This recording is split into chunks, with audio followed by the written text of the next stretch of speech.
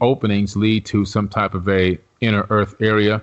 Now, I don't believe that the Earth is completely hollow on the inside like some people like, I believe that there are some massive openings. I mean, the planet Earth is really massive. I don't know if people can really grasp how big this planet is, but it's pretty massive. It's a decent sized planet. And we're on the surface. We're like little tiny grains of sand on the surface. When you think of the mass of the Earth itself, if you were able to just carve out even a 20 or 30 mile deep swath underneath the surface of the Earth, you can and go on for maybe 40 or 50 miles, you can probably fit a few million people down there. So I do believe that there's potentially a base that these visitors, I'll call them that for not knowing who they really are, that come here, that have been seen in a lot of the ISS photos and videos and everything else. I think that they have maybe potentially still inhabit these bases, or maybe they don't even come from outer space. Maybe they are ancestors of the progenitors that left them here. Maybe this is where they take off from and come back to, and that's why we see them all the time. Maybe they're just, inner Earth type beings. It's a lot of question marks. We really don't know. But one thing I can tell you, in October of 2017, I did another class with remote viewing with Major Ed Dames. Now, he says that, so according to him, his exact terms, his exact phrase was that there's a base there, and that these beings, they come and they go as they please, and they communicate with the governments of the world. So is it accurate or not? I don't know, but that's a quote from him. And all I can go by is, add up the UFO sightings in the area, add up the history that we have with the Nazis and everything else. 70 permanent research stations directly located there right around these anomalies. And of course, Rothschild and Rockefeller, the Rockefeller Foundation has their own research base down there as well. And they own New Swabia. Yeah, so that's interesting stuff. When you Google, when you try to Google the tip of the pyramid, everyone says this could be a pyramid because it's got four sides and it's so exact in Antarctica. And you pull out, it's literally named, I thought this was really creepy, Temple of One. Yes. What does that mean? Do you know what that means? Because I tried to Google it and I couldn't find anything. What is the Temple of One? And why does it say that? I don't know what it specifically means, but I almost kind of relate it to the Law of One, which is a book that that is out that has to do with a lot of these ancient esoteric wisdom teachings, and it could be that it relates back to what Thoth talked about in the Emerald Tablets of that he wrote, and when he was talking about these kings and these rulers, and there were 8 of them around the planet. That could be the Temple of One. That could be the location for one of these kings or gods or rulers at that particular time in the antediluvial time period. Fascinating. Yeah. And what is your take on why the world leaders are why they're all? I mean, maybe they just want to talk to alien beings, if that's true, if they're really coming down there to speak to the world leaders. But do you think they are advising them on some other kind of Atlantis situation that might be happening in the future? I hate to go into apocalyptic fear here, but is this a place where they are getting information on what to do next with Earth? It's possible. I mean, so many possibilities could be happening there. They could be learning about ancient history as well as advanced technologies. It could be that there are no aliens or any other terrestrial beings there outside of us, and that we've just stumbled across a lot of this stuff that's now coming up out of the ice and are getting it, digging it up, researching it, and maybe even trying to reverse engineer some of it. Maybe we're trying to find out what the catastrophe was and how we can prevent it from coming again. Because, these catastrophes happen so many thousands of years. Maybe we're overdue and maybe they're trying to prevent one. It's just so many possibilities that are out there as to what could be going on down there. But I do know that what's going on, in my personal opinion, is directly tied to the ancient past and, in my opinion, a lot of the UFO sightings that we're seeing on a consistent basis now, even admitted by the Pentagon. Woo, that was good. Woo! God, he's so good. That guy fucks, right? That dude fucks. I love Big Dick Billy, dude. He's such awesome information. Yeah. Yeah, he's great. He's so good. But Matt, you have a different take. Wait, before you give your take, son, I just want to let everyone know that I have an amazing first-person story about a dude who witnessed a bunch of crazy shit in Antarctica that backs up everything Billy is saying. But I know first we got to go over a little history and a little interesting stuff from the past that's going to play all into this big picture. Some's bullshit, some's not. Who knows what's going to happen next? And now for the non-bullshit section called Matt O'Connor. Yeah. Well, I don't know what we can say it's non-bullshit. Anyway, look, my favorite stories that came out of Antarctica that kind of always blew my mind was the the whole Admiral Byrd story, where he was. So Admiral Byrd was a Navy admiral who did several expeditions. He went to the North Pole, and he flew, a plane back and forth, and he was like this, just badass. He was crazy guy. He used to do all these crazy expeditions. Probably had a powerful, thick mustache. No, I don't think he did. Oh, okay. I think it was I think he had a haircut you could set your watch to. Oh. Just clean cut. No, I don't like this visual, but okay. Yeah. I'm going to stick with mine. Very military guy, but That's fine. super interesting dude. But he did... So you're not into his hair. Okay, got it.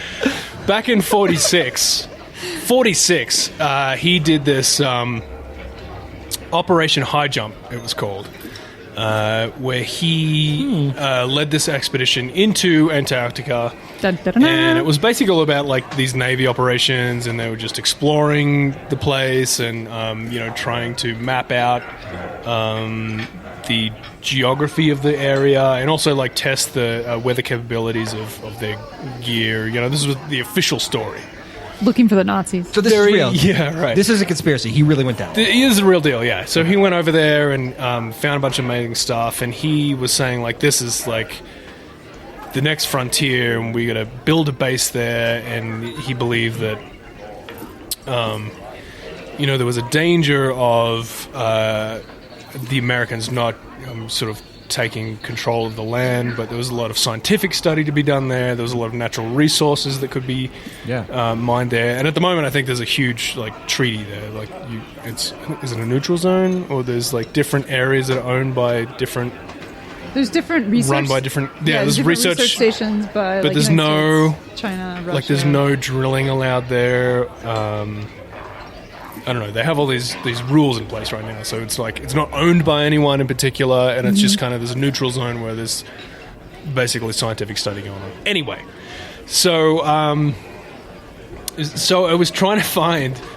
There's this whole conspiracy where he supposedly had this secret diary, where he exposed that. Dear diary. Dear diary. Today was a lovely day. He came across apparently during his expedition this valley. A lush valley that was in this mountain range that he went through, and it was forested, and there was a stream running through that was warm water, and it was pumping steam into the air and stuff, and it was just Jules Verne type stuff. Yeah, I was this shouldn't be here, That's weird. And as he was going through the valley, he saw woolly mammoths were going through there, and there was flying saucers, rushing past him and stuff. And I'm confused. In my high school prom, so it was a valley that was lush and summery in the middle of Antarctica. Yeah, so in the middle of this valley, Wait, what happened in high school? Yeah, what happened to the prom? That was a go-to that I didn't even know I was saying. Yeah, I mean, this Antarctic story is great, but let's go back to your prom. It was a very confusing night. Okay. All right. Yeah. Anyway, so he was greeted apparently by a group of men. They just say a group of men came to meet him. They didn't give much of a description of what they looked like, but several men came to take him, and they took him to their leader, who they called the Master. Take me to your leader. Yeah. Is this what it was like on prom night? Very similar. A lot of apologizing. Yeah, a lot of therapy. A lot of saying sorry. All right. A lot of conversation with the police. So these guys took Admiral Byrd and his men to their master, apparently. And the master basically said to him, we don't get involved with you Earth people, human people, in your lives very much. But after the bombs were dropped in World War II in Japan, and we realized you had atomic energy and you were able to use atomic weapons, we decided we had to step in and say, knock it the fuck off. Basically, was what this guy's message was. So it's very reminiscent of a lot of like abductees saying, "Hey, we're warning against you humans using similar message. atomic weapons and stuff." Always in bases in wartime situations. Yep. Right. Yeah.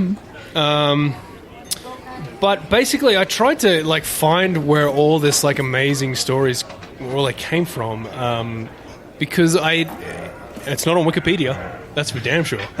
Well, then it can't be real. Yeah. And so I was trying to like track down where it came from, and I came across an article from Micah Hanks, who runs the Graylian Report. Great writer, really smart guy. Does a podcast as well. Anyway, he basically wrote this whole article calling into question the validity of these claims altogether, because it really just sort of came from this one guy's book, and he's the author of the book was Raymond W. Bernard, which was a pseudonym for the real guy, who was Walter Siegmeister. I trust you. Don't let me pronounce it. Yeah. Anyway, so the title of this book was "The Hollow Earth: The Greatest Geographical Discovery in History Made by Admiral Richard E. Byrd." And basically, this guy kind of lays out that he came across somehow the secret diary of Admiral Byrd, and here's what he laid out in this diary. And that's really the only place where these crazy stories come from. And so Micah Hanks in this article basically says, look, this is just, it comes from one place, it's completely unverified, it's just a story told from someone else. There's nothing really backing it up at all.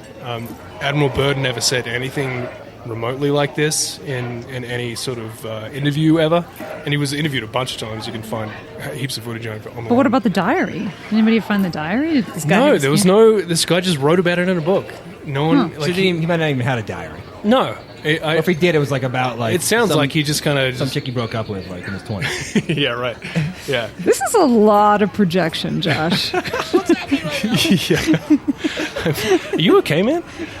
Antarctica. The world's we're all gonna die. So anyway, there didn't seem to be a lot to this, which is super disappointing because I was so I love that story. Yeah, but he did kind of warn. There was I think there was a lot of things that people kind of attributed to this whole story that kind of got blown out of proportion, because he kind of warned that the North and South Pole would be prime areas for enemies to kind of fly over from, rather than across, the ocean where they would usually fly. They could come over from the poles. He did have this newspaper article where he sort of talked about this. That was legit, but everything else just seemed to come from out of nowhere. But Micah does mention in his article that a friend of his, and he doesn't mention who, just says anonymous friend, said that one of his family members back in the day was one of the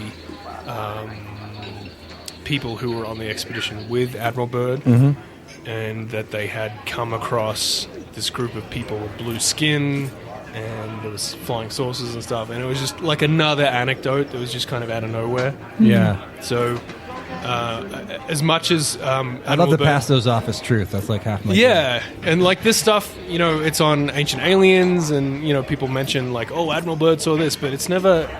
There's not actual any evidence to show that he actually said any of this. We gotta be careful, people. I know, yeah. There's real shit out there. Yeah, and I'm not saying that nothing in Antarctica was, crazy, and there's not like some...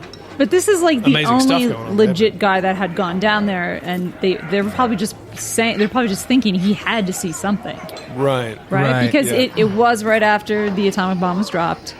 It's right after we defeated the Nazis, so we know that they were down there. There was a UFO wave going on at that time. There was a UFO wave going. He had to see something. So I think that why would he be doing this mission after the war? And there was weird things that happened. So I think the expedition, the government shut it down 6 months earlier than it was supposed to